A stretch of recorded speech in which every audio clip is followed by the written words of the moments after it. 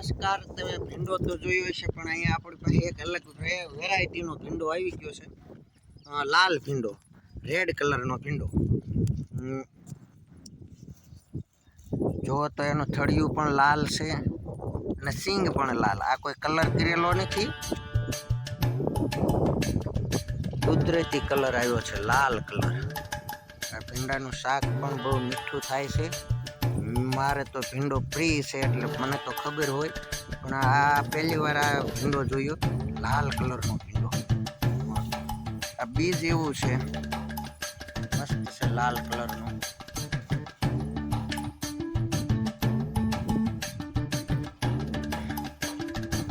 લાલ કલરનો ભીંડો જોઈ લેજો.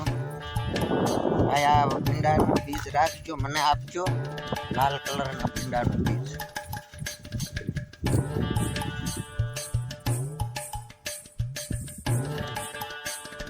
અને આ ભીંડાનો એવો જાદુ છે કે આ ભીંડાને તેલમાં શેડવવામાં આવે એટલે એ એકદમ ગ્રીન કલરનો, લીલા કલરનો થઈ જાય છે. આમ જો એટલે પ્યોર લાલ રેડ છે, રેડ કલરમાંથી એને શેડવવામાં આવે, તેલમાં શેડવવામાં આવે, તળવામાં આવે, શાક બનાવવામાં આવે એટલે એકદમ ગ્રીન લીલા કલરનો થઈ જાય છે. જાદુઈ ભીંડો કહી શકાય. એટલે જાદુઈ ભીંડાનું બીજ બહુ સારું છે, સ્વાદમાં બહુ મીઠું આવે છે. આમ જો એટલે આપણે ભીંડો સાદો ભીંડો આવે એવો જ છે, પણ એ ખૂબી છે કે રેડ કલરનો ભીંડો હોવા છતાં તેલમાં તળવામાં આવે, શેડવવામાં આવે એટલે ગ્રીન લીલો, પૂરેપૂરો લીલો થઈ જાય છે. આપણે જોઈએ લાલ એનું આપણે કટિંગ કરી નાખીએ.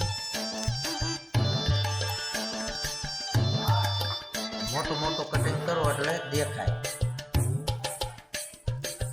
કટિંગ થઈ જાય પછી આપણે એને તેલમાં જોઈએ. આપણે તો આજ એક્સપેરિમેન્ટ કરી જ લેવું છે કે શું આ ખરેખર લાલ ભીંડો છે એ લીલો થાય છે ખરો.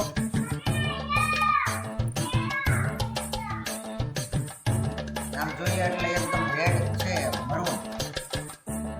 હવે આ ભીંડાને આપણે કટિંગ થઈ જાય એટલે તેલમાં શેડવા નાખીએ.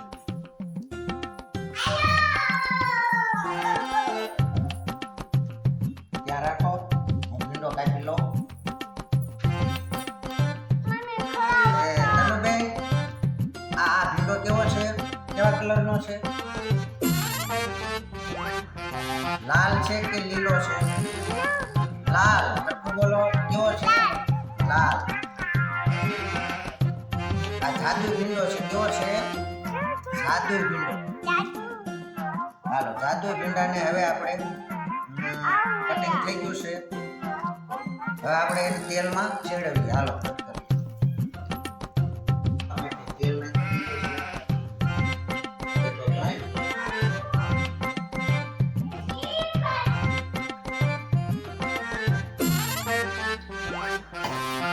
રેડ કલરનો તમને દેખાય છે.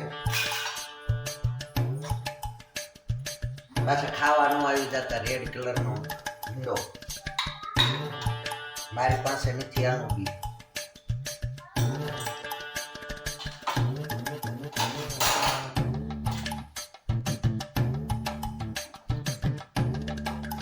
તેલ જે આવે પછી રાઈ નાખી. આ કોઈ કલર નથી, જોઈ લેજો બરાબર.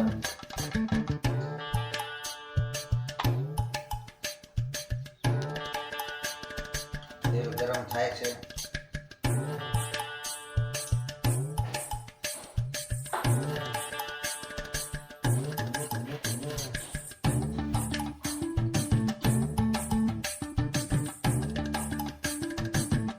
રાઈ ફૂટવા લાગે પછી આપણે એમાં જીરું ડાલી દઈએ. રાઈ ધણીએ બેઠી જશે. બહાર નીકળને જલ્દી. હાલો, હવે તો રાઈ ફૂટું થાય છે. અવાજ આવે છે ને રાઈ ફૂટવાનો? તેલ વખતે ઉડે છે. હાલો, રાઈ બરોબર છે. ચાલો,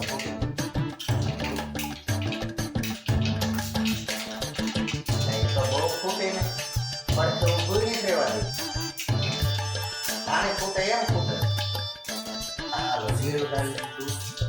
હવે થોડી હિંગ ડાલી દઈએ.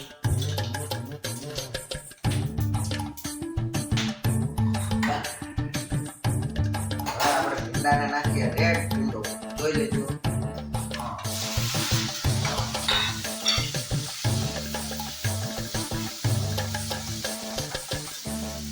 હા ને દેખાય છે ને? અરે વાહ વાહ, નજીક લાવો કેમેરા વાળા. વાહ વાહ વાહ, ભીંડાનો કલર તમને ચેન્જ થતો દેખાય છે. રેડ માંથી ગ્રીન થવા લાગ્યો. ધીમા તાપે આપણે સળગાવશું.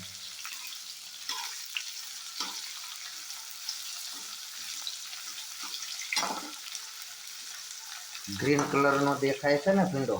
જો રેડ હતો આખો ગ્રીન કલર નો થઈ ગયો છે. જાદુ ભીંડો.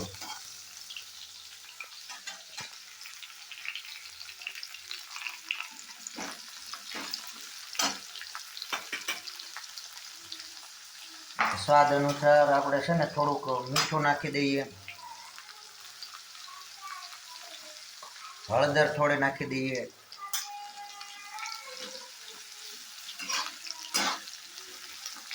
આપણે તો પ્રયોગ એ જ હતો કે લાલ કલરનો ભીંડો છે એ તળવામાં આવે, શાક બનાવવામાં આવે તો ગ્રીન થઈ જવો જોઈએ. આ તમને દેખાય છે ગ્રીન થયેલો?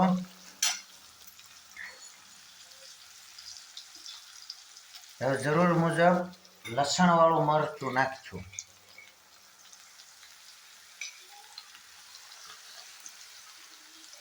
જો ભીંડાનો કલર જોવો ગ્રીન. ટૂંકમાં આ ભીંડો એવો છે જાદુઈ. આનું બીજ મારે લેવું જોઈશે. અને કહેવાય છે કે સ્વાદ પણ એનો બહુ સારો, મીઠાશ પણ સારી હોય છે.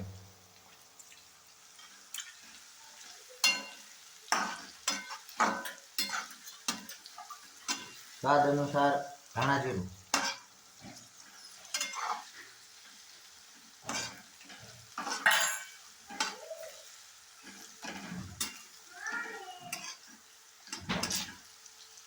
હવે થોડીક છાશ નાખી દઈએ.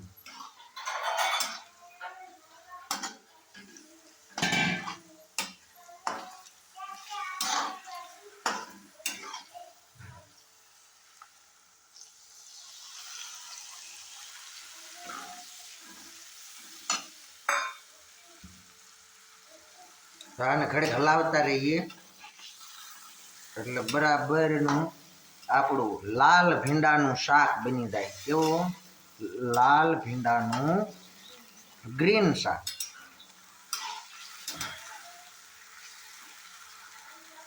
ખરેખર આજે આ પહેલી વાર મેં પણ લાલ ભીંડો આજ પહેલી વાર જોયો છે.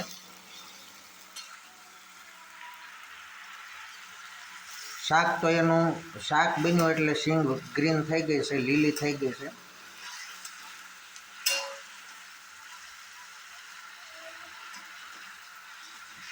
કુદરતની કરામત છે, જાદુ.